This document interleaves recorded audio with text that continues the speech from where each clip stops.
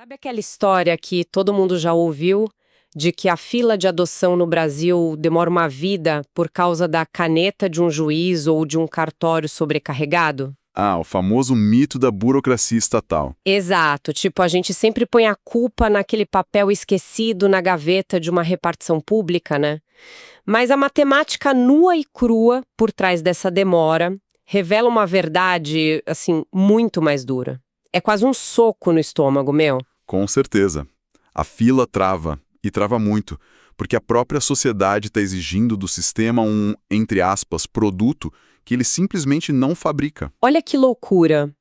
E é com essa quebra total de expectativa que a gente abre o nosso mergulho de hoje. A gente tem um material fascinante na mesa.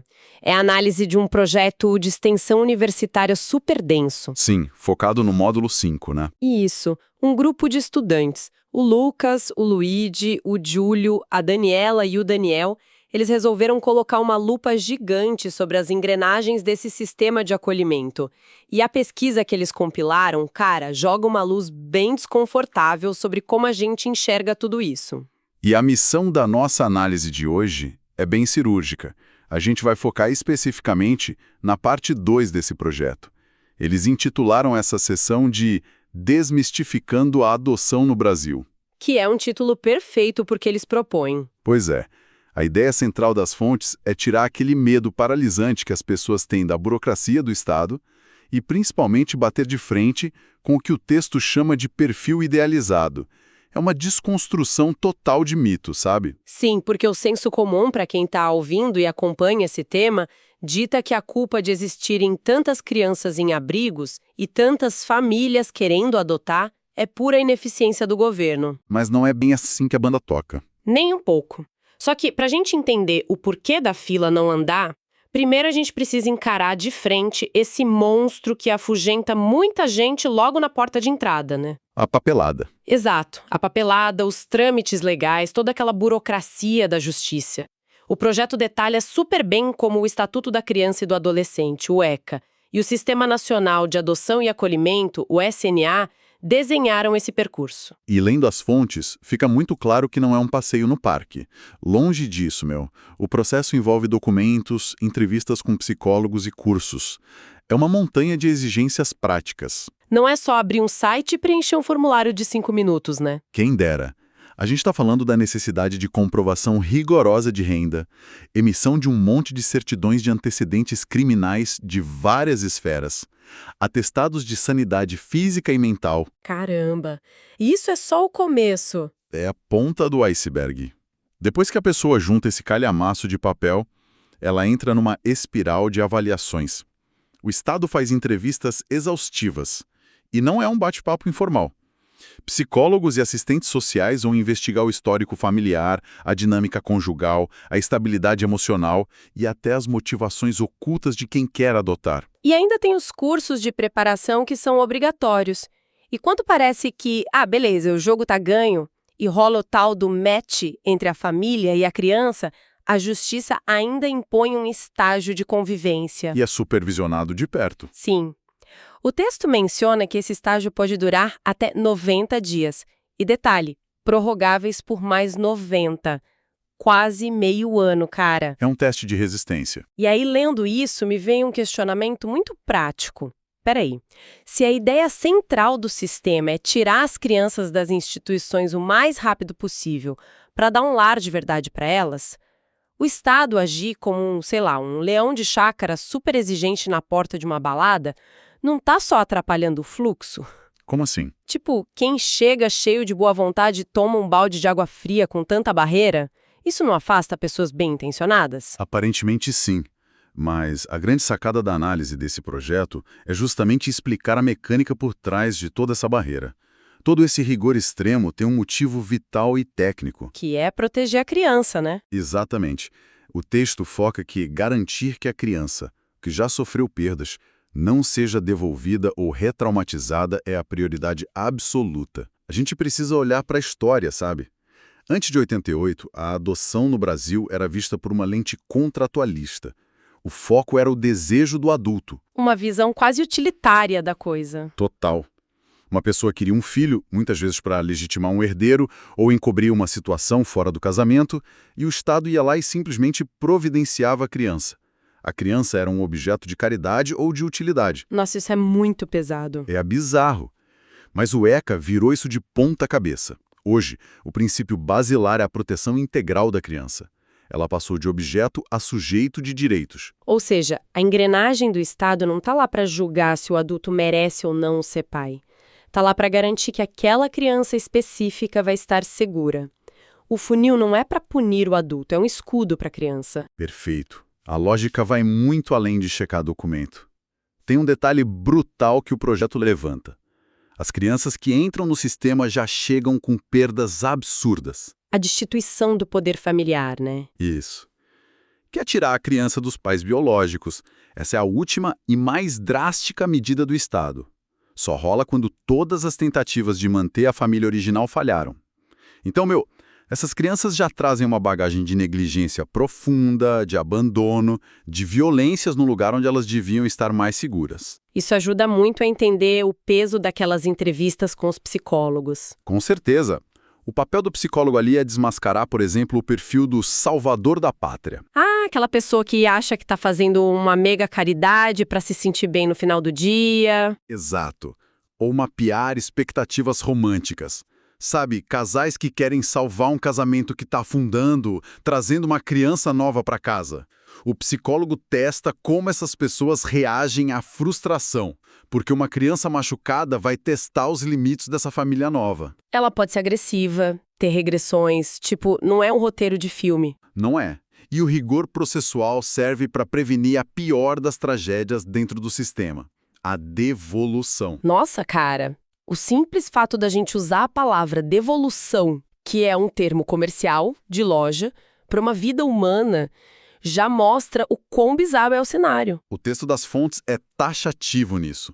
Uma criança que já foi rejeitada pela família biológica, se for acolhida e depois devolvida porque os pais adotivos não aguentaram um tranco, sofre uma fratura psicológica quase irreversível. Faz todo sentido a justiça ser quase paranoica, então. É o Estado dizendo, olha, a gente já falhou com essa criança uma vez, deixando ela naquela família, a gente não vai errar a segunda vez entregando ela para alguém que vai pedir a conta no primeiro mês de choro. É isso. A burocracia funciona como um escudo de papel para blindar a mente da criança. E aí entra a transição lógica do argumento dos estudantes no projeto. Porque, beleza, se o Estado está fazendo o papel dele, filtrando quem tem condições emocionais e estruturais, sobra uma pergunta óbvia. Por que as famílias que são aprovadas ficam estacionadas anos ou décadas esperando um telefonema? Essa é a grande questão. E é aqui que o nosso mergulho de hoje revela os dados mais desconfortáveis das fontes. O verdadeiro motivo da fila ser demorada não é apenas a burocracia, mas o perfil que a maioria escolhe. Exatamente. A resposta não está na mesa do juiz, cara. Está naquele formulário de exigências que a própria família preenche, o momento em que o Estado pergunta, vem cá, quem você quer adotar? E os dados compilados no projeto dão um banho de realidade fria. O grande gargalo é esse perfil absurdamente restrito. É o que eles chamam de perfil idealizado. A esmagadora maioria busca apenas bebês, recém-nascidos e saudáveis. Até uns 2 anos de idade no máximo, de etnia branca e o maior filtro de todos, sem nenhum irmão biológico. É um filtro tão apertado que cria uma escassez artificial gigante. Sabe, lendo essas partes das fontes sobre a discrepância do que as pessoas pedem e do que realmente tem nas casas de acolhimento, me veio uma analogia muito forte. Qual? Imagina ir a um restaurante onde tem um banquete enorme servido. Dezenas de pratos diferentes. Mas a pessoa senta na mesa, cruza os braços, olha para o garçom e avisa que prefere morrer de fome se não trouxerem um prato super específico que nem consta no cardápio. Nossa, é exatamente isso. É uma fila auto-infligida pelo nosso preconceito estrutural. O sistema não está quebrado, ele só não tem como entregar uma fantasia. A analogia do restaurante ilustra perfeitamente. O projeto contrasta esse perfil idealizado com a demografia real dos abrigos. A grande maioria das crianças nos abrigos são mais velhas, têm irmãos ou problemas de saúde. O oposto do que pedem. Diametralmente oposto. Primeiro por causa do tempo da lei. Lembra que a justiça tenta manter a criança com tios ou avós antes de destituir a família? Sim, o processo tenta esgotar as opções. Então, quando o martelo bate e a criança fica livre para adoção, anos já se passaram. A maioria tem mais de 8 anos, já entrando na pré-adolescência. Longe daquele bebê do formulário. Muito longe. A maioria é parda ou negra, e grande parte faz parte de grupos de 3, 4 irmãos. E a lei brasileira recomenda não separar irmãos por questão de saúde mental mesmo. Eles muitas vezes foram a única rede de apoio um do outro no meio do abandono. Imagina separar isso, seria outra violência. Com certeza. E tem a questão médica. Muitas dessas crianças têm necessidades específicas, deficiências neurológicas ou atrasos cognitivos, que são fruto direto da negligência na primeira infância. Ou seja, a criança real que está lá esperando tem bagagem. Ela tem história, tem trauma, exige suporte pesado. E a sociedade vai para a fila buscando uma folha em branco que não dá trabalho. O texto chega a usar um termo forte para isso, né? Sim, eles falam em mercantilização do afeto. Que é transformar a adoção numa busca por uma criança-produto que se encaixe milimetricamente no projeto de vida pré-fabricado da família adulta. E a matemática não mente. Se todo mundo na fila simplesmente tirasse a restrição de idade, cor e número de irmãos, a fila praticamente sumiria no Brasil. É surreal e isso leva a gente para a próxima fase da análise das fontes.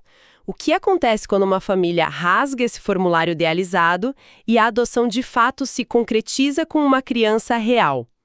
O material explora isso em duas frentes, a legal e a teológica. A mudança legal é impressionante, a isonomia é absoluta. O projeto frisa que a adoção iguala totalmente os direitos do filho adotivo aos do biológico. O Estado age quase como se estivesse reescrevendo a realidade, né? Literalmente. No momento em que o juiz assina a sentença, o vínculo com a família biológica original é rompido para sempre. A certidão de nascimento antiga é cancelada. O cartório não faz um puxadinho lá, uma anotação no verso? Não, nada disso. Emite uma nova certidão, com o nome dos pais adotivos, dos novos avós. A história prégressa jurídica é apagada. Não existe, para a lei brasileira, diferença entre filho verdadeiro e adotado. Direitos de herança, licença maternidade, é tudo idêntico. O laço construído ali tem a mesma blindagem do laço de sangue. É a lei dizendo que ser pai ou mãe é afeto e responsabilidade, não biologia. Mas é aqui, nessa motivação de adotar, que o trabalho universitário entra numa camada muito mais profunda. Eles analisam isso pela ótica da teologia batista reformada. Sim, eles citam documentos como a Confissão de Londres de 1689 e o autor Russell Moore. E o argumento é denso. Eles defendem que a adoção genuína, na ótica cristã, é uma guerra espiritual contra o narcisismo da sociedade moderna. Traz um peso filosófico gigantesco, meu. O Russell Moore explica a adoção espiritual que, segundo a fonte, é a essência do Evangelho. A premissa ali é que toda a humanidade estava numa condição de orfandade perante o divino, alienada e sem direito natural nenhum. Traduzindo para nossa linguagem, ninguém nasceu com o perfil idealizado preenchido para ter o céu garantido. Nós éramos os adolescentes problemáticos do abrigo, não o bebê perfeito. A analogia deles é exatamente essa, cara. E por isso eles argumentam que a adoção humana feita por uma família cristã nunca devia ser um plano B utilitário para a infertilidade, nem filantropia rasa para aliviar a consciência. Para não usar a criança como um troféu de caridade no Instagram, né? Exato. A adoção verdadeira, nesse referencial, é um movimento invertido. Não é varrer abrigos achando a peça que falta para o seu quebra-cabeça estético. É um ato sacrificial de oferecer um porto seguro para uma criança machucada pela vida. E o texto traz aquela história do Russell Moore na Rússia, que é de partir o coração, não é? Sim. Ele relata quando foi adotar os filhos dele, anos atrás, ele entrou num berçário do governo lotado de bebês. Dezenas de berços, mas tinha algo muito bizarro no ar. Um silêncio total. Não tinha som de choro. E qual é a explicação fisiológica para dezenas de bebês não chorarem num lugar só? A explicação que a fonte traz é cruel. Aqueles bebês descobriram que chorar por fome ou frio não adiantava nada. ninguém vinha pegar no colo. Então o cérebro dele simplesmente desligou o mecanismo de pedir ajuda. O silêncio era o som do trauma do abandono total. Caramba, e é por isso que o projeto fala em guerra espiritual, porque adotar essas crianças significa lidar com esse choro contido, com a desconfiança, com o barulho que vem depois, é sair da apatia de olhar o cardápio mental enquanto as instituições estão lotadas. É um chamado para ação prática. O texto defende que a sociedade crie redes de apoio financeiro e emocional para quem adota, e incentive adoções fora do padrão de adolescentes, grupos de irmãos.